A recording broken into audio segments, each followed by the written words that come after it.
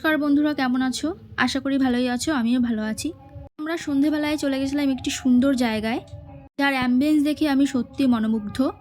Video দেখে আশা করি বুঝতেই পারছো, আমরা চলে গেছিলাম দ্য ফ্লেভার্স অফ রানাঘাটে। পরিবেশটা সত্যি অসাধারণ, যতটা এক্সপেক্ট করেছিলাম ঠিক ততটাই পেয়েছি।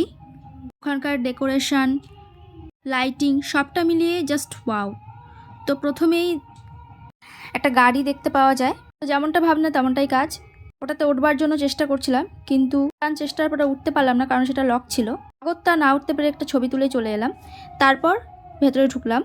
ভেতরে অ্যাম্বিয়েন্সটা সুন্দর, সেলফি তোলা বা ছবি তোলার জন্য জাস্ট অসাম। তো তারপর সেখানে বাউল সঙ্গীত চলছিল। আশপাশটা দেখো সুন্দর, কত সুন্দর জায়গাটা। একটা টি স্টল আছে। তো আমরা একটু ঘোরাঘুরি করে নিচ্ছিলাম, চারিপাশটা একটু দেখে নিচ্ছিলাম কেমন। তারপর ভাবছিলাম যে কোন জায়গাটা ছবি তুলবো, আগে চারিদিকটা দেখে নিই কোন জায়গাটা বেস্ট।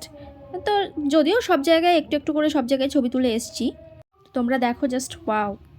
তোমরা যেখানেই চাইবে সেখানেই ছবি তুলতে পারবে, কারণ জায়গাটা এতটাই সুন্দর। আর সমস্ত জায়গাতেই তোমরা ছবি তোলার মতন জায়গা, তো মন ভরে তোমরা ছবি তুলতে পারবে।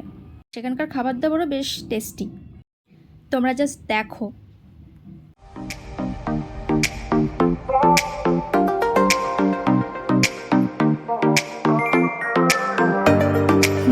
ওই যে আমার হনুমানটা আগে আগে হেঁটে হেঁটে যাচ্ছে।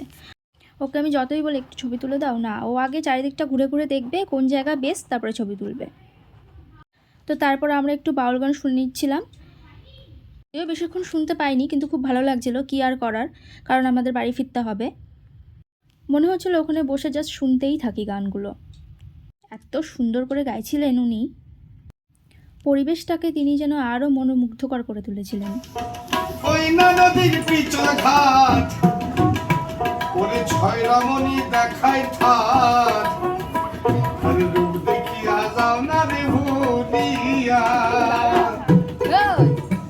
আরে রূপ দেখিয়া বই লাগে রে,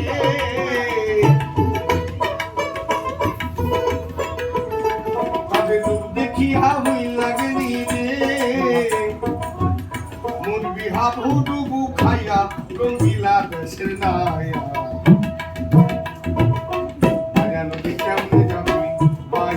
এরপর একটু চা খেয়ে আর কিছু ছবি তুলে আমরা বাড়ির উদ্দেশ্যে রওনা দিলাম।